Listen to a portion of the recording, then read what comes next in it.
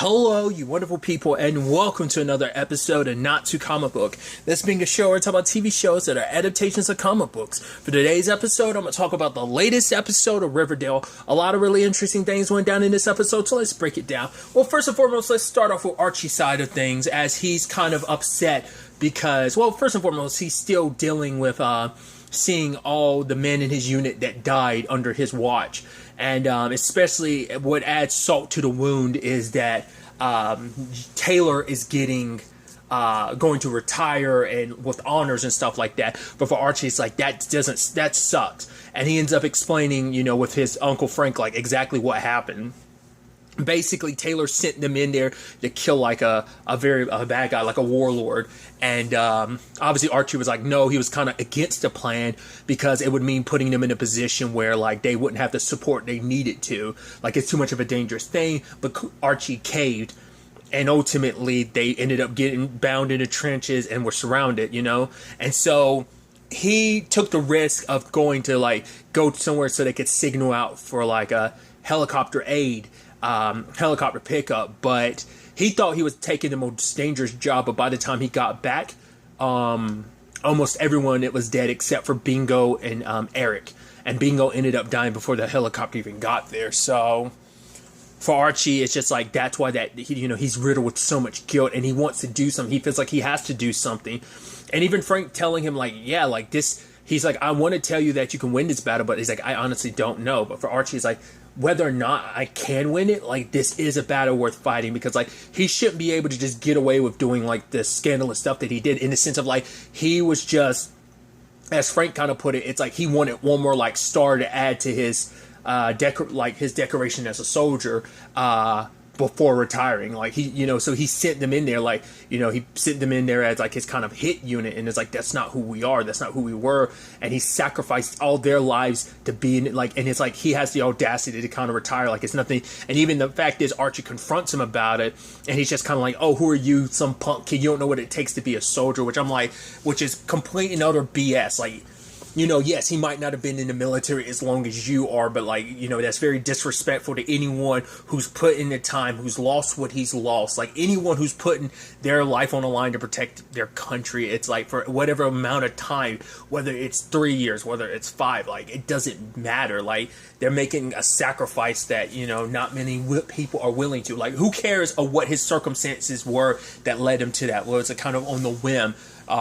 It's the fact of the matter is he did go through it, and he created a bond with his team. He got to know them so well, and sadly, promised to bring them all back home, and sadly wasn't able to keep that promise. So it's so disrespectful of him. It's how can he call himself a soldier, kind of looking down upon another soldier like that, But it just shows you just how much of a scumbag Taylor is. But he's telling Archie, who's going to believe your words? Because there's no paper trail to back up what you say. So it's going to be my word versus yours. And he's like, you don't want this smoke. Which Archie's like, I want all the smoke. It's at the end of the day, damn the consequences. I'm going to make this right. Because you're the traitor in this situation. You betrayed me and every other soldier you sent in that app for your own selfish reasons. It's you weren't doing this for the betterment of the country and stuff. You just wanted one more star on a part of your decoration on your uniform. That's all this was. We were just a means to an end to you, And so Archie is, initially Eric's kind of is it really right to do this? Because you're going to be opening up a whole bunch of wounds for a lot of people out of the family of our unit that died. Their families are taking this time to get over this and still dealing with it. Do you want to reopen those wounds? But for Archie, it's I won't go through with this if I don't have their support, which we get, at least from what we see in the episode. Who knows how? I guess most of the this family, most of the families ended up siding with him, because we saw at least 2 of the 3 we saw in the episode kind of side with, because the one mother was kind of you were supposed to protect my son and everything, so why you failed at that department, so she didn't really want to support. The other 2, the guy, it was that guy's son, and the next one was her husband was part of the unit. And obviously as Archie's visiting each person, their respective loved one that died, it's they're kind of haunting Archie, or kind of being there, like, you know. And like I said, Archie got most of their support. But the complicated thing is, Eric's like, you weren't the only one he approached. As a sniper, he gave me the order to take out the warlord. And like, when Archie had left, Jackson had left. And that's why he blames himself. It's like, karma got me back. I deserved to lose my, like, maybe that's why I did. Because I left our unit alone. They didn't have me for cover because I was too busy following Taylor's order, which obviously Archie is like, right, I'll leave your name out of it. You don't have to say anything because at the end of the day, you were just another victim to this. Like, this isn't on you. This is on Taylor for giving the orders. You were just a soldier following orders. So, and Archie was going to testify, you know, and he was ready for it. But then, like, Eric's like, no, I'll go with you. He's like, I already, like, failed you before by kind of leaving you high and dry. I'm not going to do that again. So, we don't get to see the court, the tribunal situation, but we do get the results. Eric's found to be clear, and he's in good standing with the military, but Taylor was kind of stripped and kind of dishonored. He's not getting, he's being forced to retire with no honors and stuff like that. He's being discharged with no honors, so it all worked out. And, you know, and obviously for Archie, it's like those he lost but haven't forgotten. And I like how they present that, like how everyone was just kind of showing you also kind of the state of Archie's mind, like his guilt about everything. The fact is that now, like before, every time he saw his unit, they'd manifest as, you know, how Archie saw them last when they all died. But now he sees them normally, like they're not covered in blood or wounds, they're just themselves. It's like he got justice for his unit, and he kind of found some peace in it all. So I think this is the steps for Archie to kind of put his darkness aside for a bit and kind of start moving forward in the right direction. And obviously, that's an interesting element about this episode, because like we have like Cheryl and Kevin, they're about to put on their performance, and then Penelope, as you figure, would be like, no, stop. I told to Jason, and Jason spoke to me, and it's like, no more music and whatnot. I just love that response where like Penelope was like, I have a declaration, and then like Cheryl was kind of like, okay, just like the way she said it was so interesting. But she kind of shuts that down, which I'm not surprised, because she is, like, the fact is she started this, like, maybe she started this for altruistic reasons. It's hard to say. Like, Penelope's the furthest thing from the most altruistic person. She's she is an opportunist. So the fact that she looked at this as an opportunity, like, it seems like every time, like, you almost think like, oh, Penelope's a better person, she always kind of backpedals a little bit, you know? It's just always like one step forward, about 2 steps back type of thing. And so for her, she wants to kind of take back control of the ministry. And so Kevin decides that, like, you know, him and Cheryl come up with a plan to, like, basically get Cheryl to have full control of the ministry by making it so that basically by doing 3 miracles, you gain sainthood. And if that happens, like, obviously, like, Cheryl's going to be, like, anointed in the church. It's like, right, like, everyone's going to follow you because it's like, right, like, she's become a saint, like, of course. So they performed 3 different miracles, her turning water into not wine, but the moment before they even poured it, I was like, oh, you're going to turn the wine like Jesus? I was like, no, syrup, because Jason, you're a blossom, the whole thing. Yep, syrup. The nectar of the gods and stuff like that.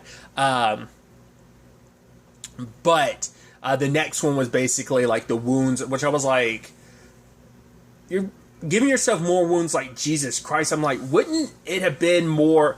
Well, it would have been a lot to do, but it like wouldn't have just been like a bullet hole. It's morbid to say, but it's like your wounds reflecting Jason's in that regard.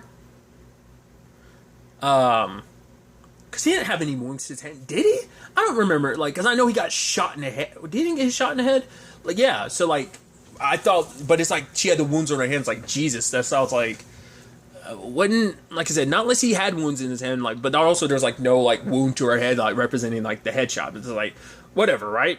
And then finally, like, there's the 3rd miracle, which is like Cheryl had her own idea of like, right, bees and stuff like that, which Kevin was like, I can't do that, I'm super definitely going. She's like, fear not. Like, Nana Rose taught me all about this, and she handles the bees like it's nothing. And I love the back and forth, like Penelope calling out Kevin calling her out, calling her out for being like a criminal. She's like, that's not right, which I'm like, It is right. You literally went to jail. You literally broke out of what are you talking about, Penelope? I guess it's not public. No, I mean, maybe to the people there, they're just so devout that they're like, oh, wait, that's true about Penelope? I guess, like, unless you're in the know, you wouldn't know. But Cheryl confronts her with the honey in her hand and the bee swirling around it. It's like, go. I'm the god of, like, what was it, like, the god of the bees or something like that? And I'm like, wow. And then even Kevin's like, how'd you do that? And she's like, honestly, I didn't put any ointment or anything. She's like, I know it's crazy to say, but, like, you know, about a saint being alive, but what if I did become a saint? I'm like, that's super, like, because I guess in that moment, she's like, I felt something. So, like, what if I am a saint walking amongst us and stuff like that? I'm like, that's probably not going to be good. Once again, this is just everyone feeling some hole in their heart. Because even Cheryl said, like, right, she's felt, like, good in a way that she's never felt. Like, she felt something, like, she's kind of been a little hollow for the past couple years. So she's feeling something for the first time. And it's like, yeah, you maybe on some level, your brother kind of did reach out to you in that moment just to kind of help you. But it's like, probably like, oh, just as you rise, you shall fall type of thing. So maybe it'll be something of that vein, of that nature. I'm like, I'm sure this is going to go super sideways for her, but we'll have to wait and see. But, I mean, for now, she does have the ministry under control. And then you do have Kevin just kind of nodding along like, okay. I mean, I guess for him, it's like he's feeling the hole in his heart right now with all of this. So it's like, cool. I mean, okay. I'm sure I wonder, it's part of him thinking, like, is this, like, is Cheryl being for real? Or is this kind of like a play or like a scam or something? I don't know. So that's going to be interesting to see how that plays out. Then we have the Veronica situation, which, hey, your boy Chad is back. Like, they gave him the most, like, because especially the way how I feel bad for all the Chads out there, like the legit Chads in the sense of, like, your name is Chad, because, like, Chad gets used almost like a derogatory term. It's like, he's such a Chad. It's like, you know, it's got, like, you know, they named him Chadwick on purpose, like, you know, and just Chad. That's why I'm calling him Chad and not going Chadwick, so there's no confusion with any other, obviously, deceased Chadwicks that we are aware of. So that's why he's just always going to be Chad, because he's such a dick. It's like, no, you don't get to be a Chadwick. You get to be Chad, because you are like the stereotypical Chad of Chads type of thing. Regardless, he wants Veronica, like, he's like, oh, I got this new venture. You want some money? Like, she's like, I'm almost done paying off, like, the people you owe. And once I'm done, I am done with you. I'm going to divorce her ass so quick your head's going to spin. But he calls in, like, the SEC, so they can check her books. And he did that just because it's like, because it's all about power. He wants Veronica to be indebted to him, because why? Because Veronica is intimidating. She made him feel small, and it's like, no, I'm the one. It's like, ooh, I'm alpha. That's what it comes down to, like, just the misogynistic tool that he is.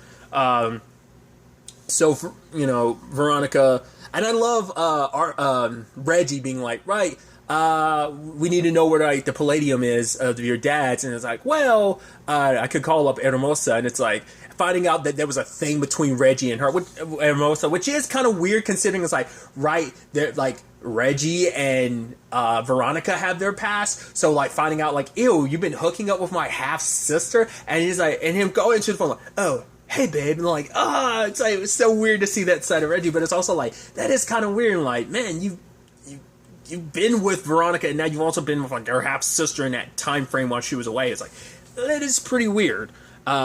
But Hermosa pointed them in the right direction, that, like, his models for the Sundale project is where he hid the palladium, which kind of makes sense that would be, especially because, like, what this project means to him, what the palladium means to him, it makes sense they'd, it'd be in one spot. So basically they melted them down, turned them into, like, was it doubloons or coins or whatever, and it's like, Cheryl, can we say that these came from you? She's like, of course. Anytime you want to drop my family name and the means of screwing over your dad, I'm happy to help.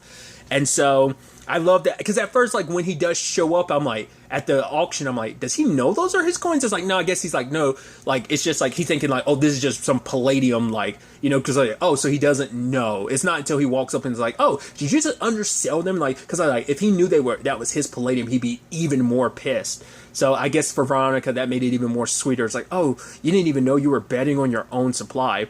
I think it would have been ironic, but I guess she wanted to screw her dad over twofold. Basically, making him pay a lot of money for his own palladium, that would have been nice.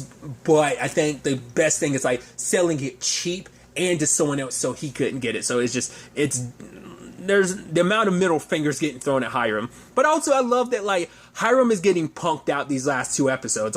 This episode and last episode, because like Josie calling him out last episode, I'm like, and then him being like waving that thing like he's always so like intimidating and like, oh, like you should fear Hiram Lodge. And it's just like he looks like he's gotten beaten down. He's like I said, he started off so scary most of the season, just like, oh, he's a little ruthless and just how backstab he is, but just like, oh, in these past 2 episodes, he's gotten punked out. Like I said, last episode by Josie, now by his daughter.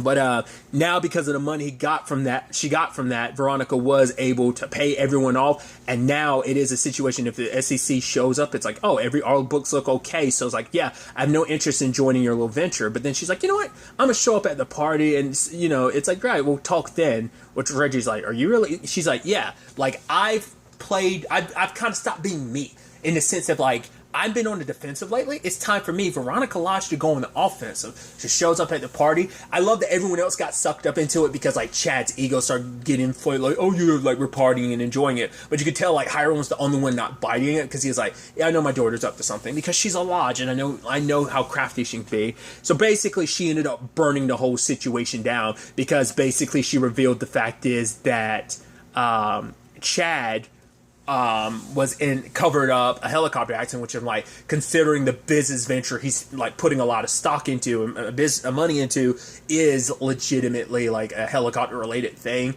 So it's like, oh yeah, and then Veronica adds insult to injury by like, oh, but luckily you're a silent partner, So it's like, how could you do this? And she's like, right, you've never been like, you think you were like some alpha male, you've never been. Basically, she was called. It's like you're nothing more than a beta, and put him in his place, and now everyone else there, it's kind of in a sucky situation. But like you have Hiram be like, I didn't put that much money. And she's like, oh, daddy, don't think he got away from this unscathed. When you're alone, go check those Soldale models and see like I've actually kind of screwed you over the most. And the palladium's going, and because obviously it's like it's a double fold for him because like the palladium means the world to him because like knowing his like. I don't know if Reggie ever explained to Veronica, like, the reasoning behind the palladium, like, why it means so much to him. I don't know how much Veronica knows about that story about her grandfather and everything, but it's that. But also, like, the palladium and all of this was going to be his attempt to get Veronica and Hermione back. He'd get his family. He thought, like, this would be his opportunity to get everything. That's what he wanted. And doesn't seem like he's made much headway in that. And in fact, your daughter just, like, punked you, too, And so that's just the most frustrating thing because I think he's going to strike back pretty hard regardless of like it being Veronica, just because it's like she had, like I said, I don't think she knows like how important that is to her. If she does know, it makes that even sadder because it's like, right, because it's also like you're screwing with like your grandfather's thing, like your grandfather's dream that your father's trying to like look like. That's why I'm like, I don't think she knows. I mean, if she does, it makes it that much more diabolical what she did, but still. It's like obviously this is all he has holding on to, like, that he can hold on to that for his father's sake, So, which is interesting considering like, oh, you're doing everything for your father's sake, and like Veronica's doing everything for her sake to kind of destroy her own father. So it's funny how that works. So definitely not. Well, to be fair, like he was against his father until like, oh, my dad died because of me. So because my dad was trying to save me from walking down that path, but and it's kind of interesting to know, like, oh, Veronica's in a good place. Chad is the type of dude that will seek revenge. I'm like, I don't think we're done with that. I think he's going to come back with a vengeance and kind of screw Veronica over, even though she's kind of in the clear for now. We'll see. Like, he's probably got a few tricks up his sleeve, especially because Hiram's probably going to work with him just to kind of, like, bury Veronica. But we'll have to wait and see. And then finally, we have everything with Jughead, which is 7 days sober, but now it's a part of, your sobriety is when you kind of apologize to people. So he apologizes to Tabitha for like putting her in that position in the first place. Well, actually, he went to go apologize to Betty, but she was obviously working the lonely road trying to like find a trucker, still, looking for this killer and everything. And so he ended up apologizing to Tabitha, but obviously Sam had called him up, like, right, the book and everything, like, chapters, you got to give me something, or I'm gonna have to, like, blackball you. And so he's like, yeah, so Tabitha, did I write it? It's like, yeah, you did, but Betty kind of gave it to Jess. It's like, wait, why? Because you thought, at the time, we thought it was a good thing of trying to help her heal, which I'm like, in retrospect, I'm like, was it about helping her heal, or was it just kind of like, oh, she has a story and she's going to use kind of what Jughead was going to do this episode? I'm wondering, like, I don't know. I mean, because Jughead had subsequently met up with her post her getting the book from Betty and them, so it is interesting how, like, that definitely didn't come up in conversation. Then, you know, so that has to be kept in mind, because it's like, I literally ran into you and you definitely didn't say anything about that. Of course you wouldn't. So maybe there were some things in that book that just didn't want made public. It's like, once again, it's like, it wasn't a good relationship. It's kind of like a toxic relationship on both sides. They brought out the worst in each other. So it's just kind of a thing of like, yeah, it was twofold, and like, no one was completely innocent, but no one was like fully guilty either. It's just like, it was just a turbulent time for both of them, and just, they kind of, like I said, they brought out like the worst and like addictions and stuff like that inside of each other. So Jughead remembers the girl that gave him her book to give to her, like his agent and stuff like that. And the moment he's looking at it, he's got the alcohol in his hands, like, please don't take it, please don't take it. And he's reading, he's like, oh, it's actually pretty good. And then he decides to tell Sam and says, I was like, no, Jughead, don't do this. And at the same time, he's talking to Betty about, like, you know, text her to go into the bunker to talk. And obviously for him, he apologized. It's like, right, like, I wasn't in a good space. The fact is, I am sorry that I said all that. I don't remember everything, but I remember enough. I'm sorry for what I said. And obviously, you know, Betty's kind of not in a good space then nor now, because basically then she got offered the TBK case, and that's what she basically chose that over going to Jughead's party. And it's a situation where she's starting to realize, like, because she was like, I went off to college, and it was just like, it made me feel empty. Like, you know, it's like, for her, it's like, maybe being around, like, I feel so much more of alive. I feel something more when I'm hunting serial killers than I do, like, regular conversations with people. So, like, that darkness has kind of consumed her life, that, like, that more dangerous side of things. And then maybe it had something to do with her encounter with TBK. Like, maybe there is some part of her that's like, right, the thrill of like it messed something up inside of her. Maybe, you know, that darkness has always been in there. I mean, granted, that darkness runs in her family, considering her dad and his side of the family. So it's not like, I mean, everything that they've witnessed over the course of this show, like, it's going to plant seeds of darkness in everyone, you know? Which I think that makes this so interesting, like, because, like, yeah, it had its drama, but the Josie, Val, and Melody, just as the Pussycats in general, like, brought some light to Riverdale, but those shadows of darkness finally sprout up again just as that light dims. Which also, interesting enough, Robin Givens directed this episode too, back-to-back episodes, yo. I don't know, like, once again, I don't pay enough attention. I notice it from time to time, and then, like, sometimes I'll notice it, but I'll never remember to bring it up when I'm like, oh, yeah. So I just thought it was interesting. I'm sure there's been plenty of situations where, like, I guess I just, in my head, I just would have, but I'm like, yeah, that shouldn't be too much of a surprise, because there's plenty of directors that end up directing back-to-back episodes, or a whole bunch of episodes. Like, sometimes they're probably a little more spread out. Like, a certain director might, like, oh, I directed episode 1, then I directed episode 9, that type of thing. It was just kind of interesting to know that, because I think it made, on many different levels, it made sense, her directing the last episode. I mean, not just because she's in the episode, but also just the fact is that, like, what it was related to, it felt symbolic in its own right. But her directing this, too, was, you know, so regardless.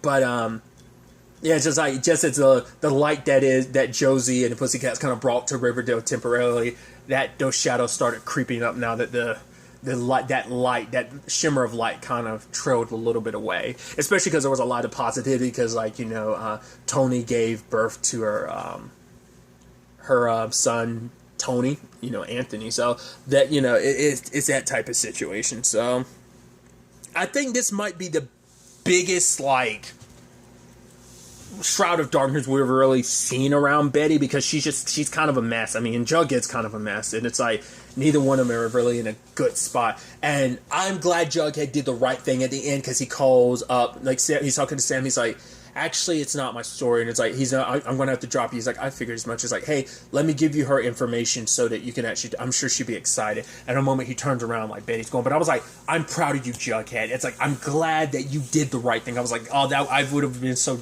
sad if he had screwed her over, because I was like, oh, that was going to come back to you tenfold. But luckily, it's like, nope.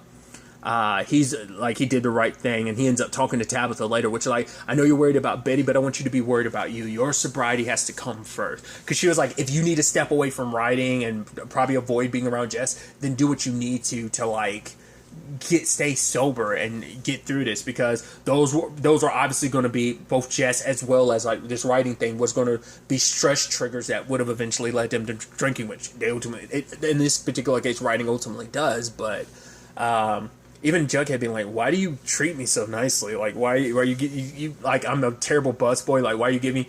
It's like, for her, it's like, right, I care about you. You're my friend, so I want you to be okay. So make sure you take care of yourself and keep going to your meetings. Like, okay, fine. And, she's kind of, looking after him. Because I think for a long time, Jughead hasn't had too many people in his corner, especially because, like, right, like, where him and Betty were, like, where that squad of, like, him, Archie, Veronica, and Betty were, like, they didn't have each other. Like, that was his biggest support system, and that was kind of gone, So I think Tabitha kind of representing that's kind of nice, so. But ultimately, Tabitha does go over to Betty's place, and before Betty could leave, she's like, right, Jughead told me all about what you're up to. You're not going at it alone. Like, we're in this together. Like, and my participation isn't an option. It's like, we're in this together. So, because what she's doing is very dangerous, but she knows she ain't going to be able. She knows she won't be able to talk Betty out of it, because for Betty, it's like, because even her, it's like, it's not even just about Polly anymore. It's just that drive of like catching this killer. So. And you have Jughead back to his meeting at the end of the episode, and obviously him being scared for, both of, Tabitha and Betty, but at the same time for him, he's like, I have to learn to stop worrying about things I can't control. But he is kind of praying, like, to, like, if there's a God or anything, to, like, watch over them, because he's like, I don't know why, but he's like, I got a feeling like something bad's going to go down. And I think Jughead, usually when he has these type of feelings, it usually means something. So I think that kind of foreshadows some stormy weather coming Betty and Tabitha's way. So it's definitely going to be interesting to see where all of these storylines and everything in general takes us going forward into the next episode. But really, that's all I'm going to talk about. Till the next time we meet, be happy, be safe, live life to the fullest, and enjoy it. Good day and goodbye.